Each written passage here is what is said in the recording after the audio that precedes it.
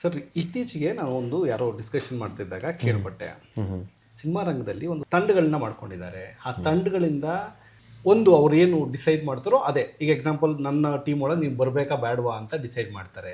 So that ಅದರಿಂದನೇ ಕೆಲವರು hero ಆಗಬೇಕು ಅಂತ ಬಂದವರು ತುಂಬ ಕಷ್ಟಪಡ್ತಾರೆ, ಅಥವಾ ಆ್ಯಕ್ಟರ್ಸ್ ಆಗಿ ಬರೋರು ತುಂಬ ಕಷ್ಟಪಡ್ತಾರೆ ಅಂತ. Is it true? Sir I don't know. ಯಾಕಂದರೆ ಸರ್ ಸ್ನೇಹ ಅಂತ ಬಂದಾಗ ಸರ್ ಸ್ಕೂಲಲ್ಲೇ ಸರ್ 60 ಜನ ಇದ್ದಾಗ ನಾವೇ ಒಂದು 4-5 ಜನ ಗ್ರೂಪ್ ಮಾಡ್ಕೊಂಡ್ಬಿಡ್ತೀವಿ ನಮ್ಗೆ ಆಗೋರಿಗೆ. ಅದೇನಿಲ್ಲ ಸರ್, ಐ ಥಿಂಕ್ ಅವ್ರ ಕಾಂಪಿಟೇಬಿಲಿಟಿ ಅಷ್ಟೇ. ಅದು ಒಂದು ಕೆಲಸ ಮಾಡೋದು ಕಾಂಪಿಟೇಬಿಲಿಟಿ. ಇಲ್ಲ ನಾವು ಇವ್ರ ಜೊತೆ ಇದ್ರೆ ನಾವು ಇನ್ನೂ ಚೆನ್ನಾಗಿ ಕೆಲಸ ಮಾಡ್ತೀವಿ, ಏನು ಅವ್ನಿದ್ರೆ ನನಗೆ ಸಮಾಧಾನ. ಇವಾಗ ನನಗೆ ಸರ್ ಅನುಬಂಡರೆ ಸರ್ ವಿಕ್ರಾಂತ್ ರೋಣಲ್ಲೂ ನನಗೆ ಡೈರೆಕ್ಷನ್ ಕೆಲಸ ಮಾಡೋದು ಏನಕ್ಕೆ ಅಂದರೆ ನನ್ನ ಇಷ್ಟಪಡ್ತಾರೆ ಅವರು, ಕೆಲಸ ಮಾಡ್ತೀನಿ ಅಂತ ಗೊತ್ತು ಅವ್ರಿಗೆ. ಆ್ಯಂಡ್ ಅವರು ಆ ನಂಬಿಕೆ ನಾನು ಉಳಿಸ್ಕೊಂಡಿದ್ದೀನಿ ಸರ್. ಅವ್ರು ಹಿಂಗೆ ಮಾಡು ಅಂದರೆ ನಾನು ಓಡೋಗ ಆ ಜಾಗದಲ್ಲಿ ಮಾಡ್ತೀನಿ. ಈಗಲೂ ನನಗೆ ಅದೇ ಅವ್ರ ಮೇಲೆ ರೆಸ್ಪೆಕ್ಟ್ ಇರೋದು. ಸೊ ಆ ತಂಡದಲ್ಲಿ ಕೆಲಸ ಮಾಡ್ಬೇಕಾದ್ರೆ ಅವ್ರವ್ರವ್ರ ನಂಬಿಕೆ ಉಳಿಸ್ಕೊಂಡಿರ್ತಾರೆ ಸರ್. ಹಾಗಾಗಿ ಅವ್ರ ಜೊತೆ ಕೆಲಸ ಮಾಡ್ತಾರೆ. ಐ ಥಿಂಕ್ ಕೆಲಸ ಮಾಡೋವಂಥವ್ರು ಆ ಜಾಗಕ್ಕೆ ಹೋದ್ರು ಅಥವಾ ಒಂದು ಯಾವುದೋ ಒಂದು ಸಿನಿಮಾ ತೊಗೊಂಡೋದ್ರು ಅದೇ ವೆಲ್ಕಮಿಂಗ್ ಆಗಿ ಇರ್ತಾರೆ ಅಂತ ನಾನು ಅನ್ಕೊಳ್ತೀನಿ ಸರ್. ಅಂತಾರೆ ಸರ್ ಯಾರು ಬರಲ್ಲ ಮಾಡಲ್ಲ ಅಂತ, ಬಟ್ ನಿಜವಾಗ್ಲೂ ಹೇಳಿದ್ರೆ ಇವತ್ತು ನೀವೇ ನೋಡಿ ಸರ್, ತೆಗೆದು ನೋಡಿ ಎಷ್ಟು ಹೀರೋಗಳು ಬೈಟ್ಸ್ ಕೊಟ್ಟಿರ್ತಾರೆ ಅಂತ.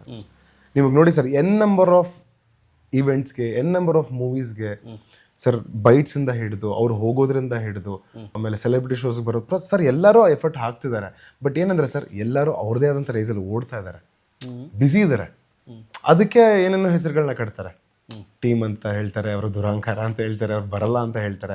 ಅದು ಬಿಟ್ಟು ಸರ್ ಎಲ್ಲರೂ ಅವ್ರವ್ರು ಸರ್ ಸುಮ್ಮನೆ ಬೆಂಗಳೂರಲ್ಲಿ ಸರ್ 8 ಗಂಟೆ ಗಾಡಿ ಎತ್ಕೊಂಡು ಹೋದಾಗ ನಿಮ್ಗೆ ಅನ್ಸುತ್ತೆ ಯಾಕೆ ಗುರು ಜನ ಹಿಂಗೆ ಓಡ್ತಾ ಇದ್ದು ಎಲ್ಲಿ ಹೋಗ್ತಿದ್ದೀರಾ ಅಂತ ಅನ್ಸುತ್ತೆ ನಮಗೆ. ಸೊ ಜನ ಅವ್ರವ್ರದೇ ಒಂದು ಲೈಫಲ್ಲಿ ಓಡ್ತಾ ಇದ್ದಾರೆ. ಅದೇ ನಿಟ್ಟಲ್ಲಿ ಎಲ್ಲರೂ ಅವ್ರು ಕೆಲಸ ಮಾಡ್ತಾರೆ.